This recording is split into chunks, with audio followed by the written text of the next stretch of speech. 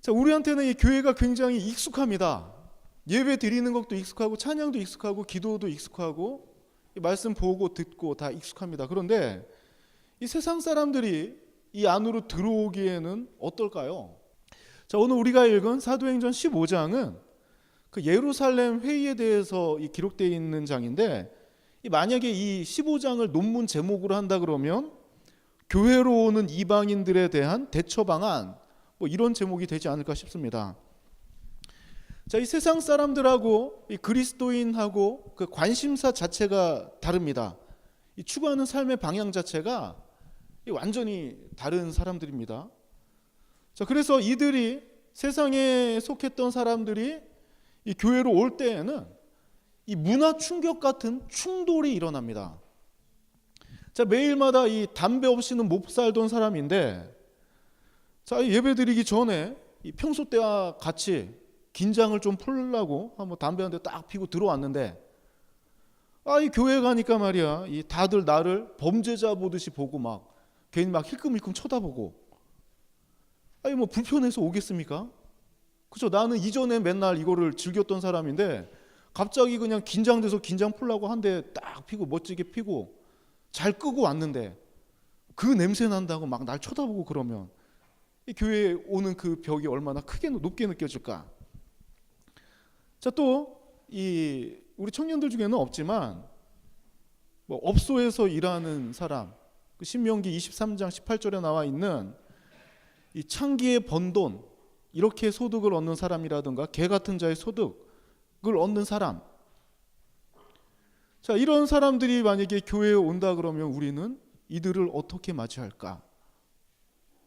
열린 마음으로 진짜 품을 수가 있을까? 아니면 경계를 할까? 자, 예수님께서는 이런 자들을 외면하지 않고 오히려 더 깊이 품어주십니다. 하나님의 백성들이 이 주님을 알고 나서 주의 백성인 신분을 가진 사람들이 이런 일을 하는 것을 경계하는 것이지, 이런 곳에 있다가 하나님 품으로 나온 백성들을 경계하라는 것이 아닙니다. 오늘 우리가 읽은 부분은 초대교회를 향한 하나님의 관심이 어디에 있는가라는 그 질문을 갖다가 염두에 두고 읽으면 좀 이해하기가 쉽습니다.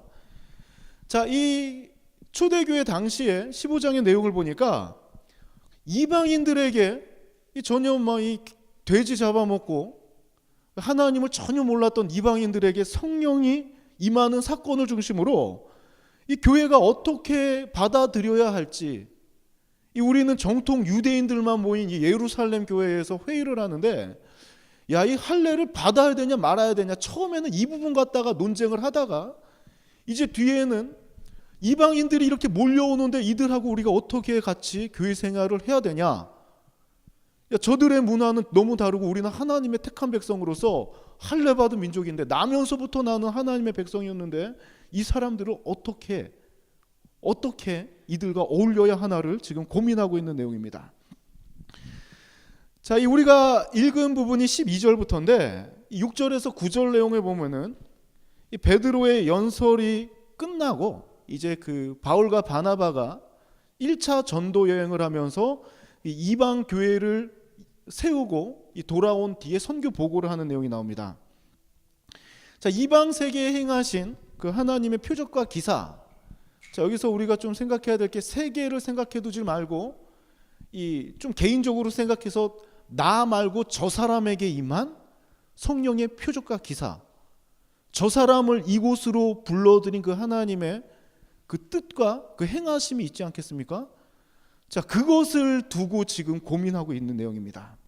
13절을 보니까 야고보가 나오는데, 이 예수님의 제자 야고보가 아니라 그 제자는 12장에서 순교당합니다. 누구냐면 바로 예수님의 형제 야고보입니다. 우리가 이 예루살렘 교회의 회의에서 처음 보고받은 것이 누가 보고한 거냐면 바울과 바나바가 보고하기 전에 보고한 사람이 있다. 그 사람이 누구냐면 시므온이라 그러는데, 여기 말하는 시므온은 누구냐면 베드로를 말합니다. 자, 여기서 말하는 베드로 사건은 사도행전 11장에 나오는 고넬료 사건입니다. 베드로가 정말 싫어하죠. 환상 중에 이 보자기에 막 그 지렁이, 뱀, 막 이런 것들을 잔뜩 담아가지고 하늘에서 보자기가 내려오는데 이 잡아먹으라 그럽니다. 표현 그대로 잡아먹으라 이것들을.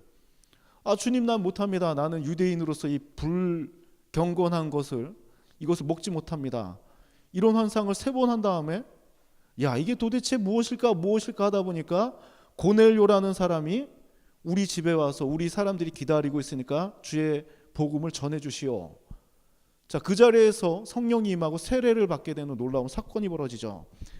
자, 이 야고보는 이 사건을 기억하고 있습니다. 그 뒤에 바울과 바나바가 말하니까 자, 이 과거에 첫 번째 우리가 들었던 이 소식은 그냥 긴가민가 했는데 지금 보니까 교회로 몰려오는 이 이방인들하고 자, 성령께서 저들 가운데 역사하시는 것이 분명히 있다. 이들은 우리와 다른 사람들이 아니라 우리와 똑같이 하나님께서 구원하신 백성들이다라고 지금 고백하고 있는 것입니다.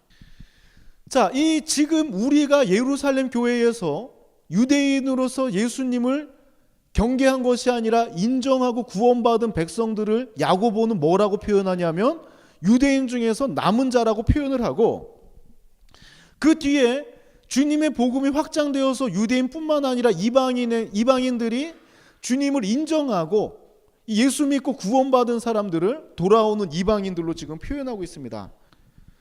자, 우리가 이 청년부에서 같이 생활하는데 자, 우리는 그래 이게 딱 자신을 생각해 보면 굉장히 완벽합니다. 그렇죠? 좀 덜 완벽한 사람 있어요, 혹시? 겸손하니까 그런 말 하는데 내 자신을 돌아볼 때 나는 저만 점점 분위기가 이상해져요. 나는 완벽하다. 하나님 앞에 이 정도로 예배하면 된다. 그렇죠? 이 정도. 지금까지 잘해왔다. 내 상황들 아무도 모르는 나의 상황이 있는데 그래도 이 생활 가운데 이런 삶 가운데 하나님 앞에 예배 드리러 나온 이것은 정말 대단하다.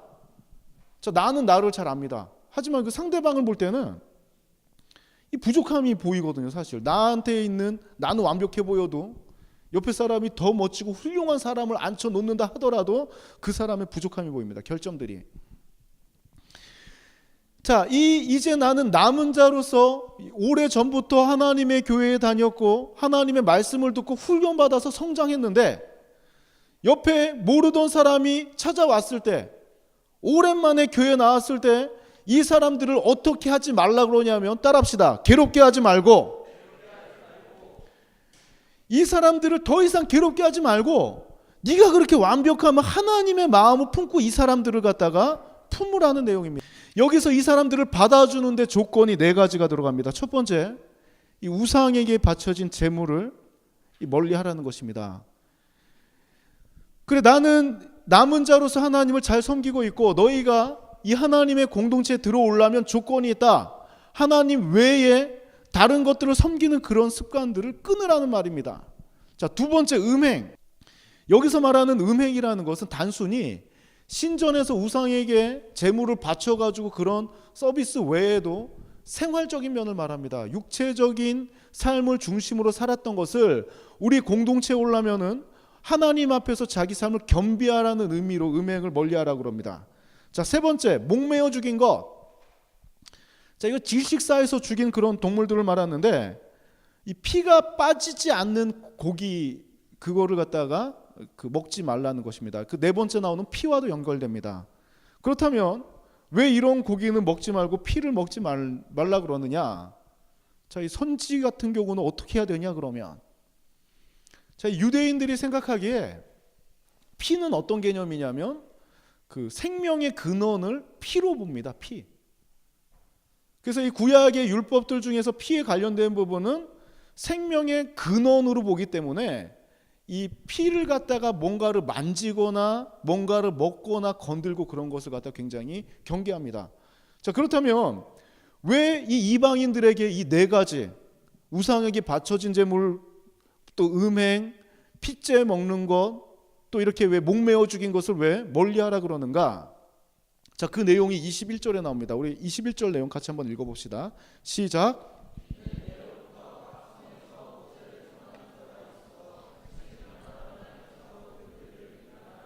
예, 아멘.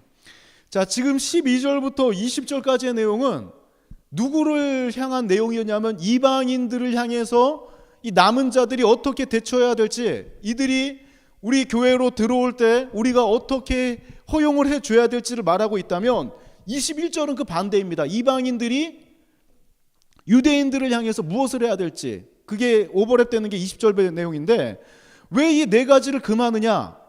너희들이 하나님 백성으로 이 공동체 안에 들어오는 것은 좋다. 그러나 지금 이 회당 안에는 누가 있냐면 유대인들이 모여 있다.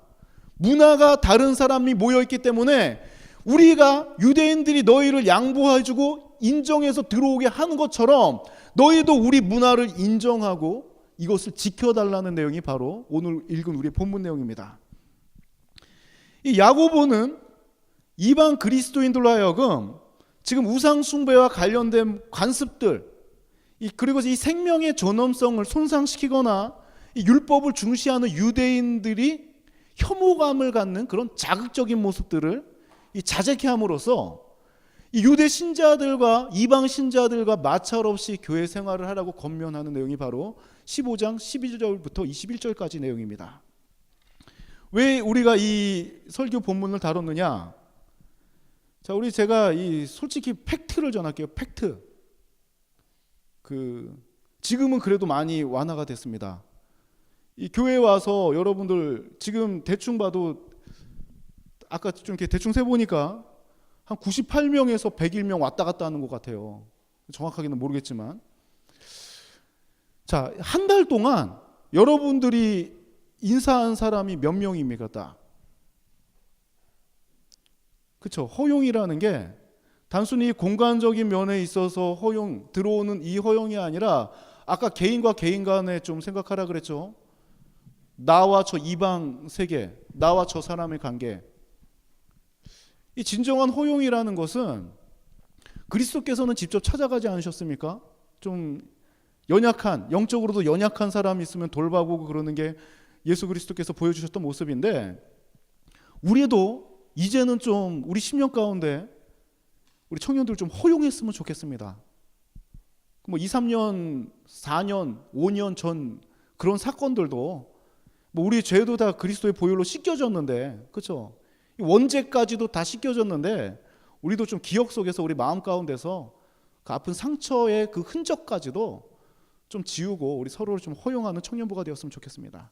그리고 허용하는 모습 가운데 앞으로 준비할 게 큰 게 두 가지가 있어요. 버스킹 예배하고 이번 주 토요일 날은 청년부 수련회 답사를 갑니다. 이 큰 행사들을 한 마음으로 합력해서 같이 가야지 어떤 뛰어난 리더 한 사람에 의존한다거나 어떤 팀에 맡긴다거나 그런 것들이 제일 안 좋은 모습 같아요. 그래서 우리가 한 마음으로 서로를 허용하면서 정말 이 친한 사람뿐만 아니라 그동안 나를 힘들게 했던 사람이 혹여나 있다면 이 사람도 오늘 말씀을 통해서 이 허용케 되는 그런 역사가 일어나길 원합니다. 그리고 이 수련회 위해서 답사가는 사람들을 위해서 또 그 버스킹 예배를 준비하는 사람들을 위해서 끝까지 기도 부탁드립니다. 함께 기도하겠습니다.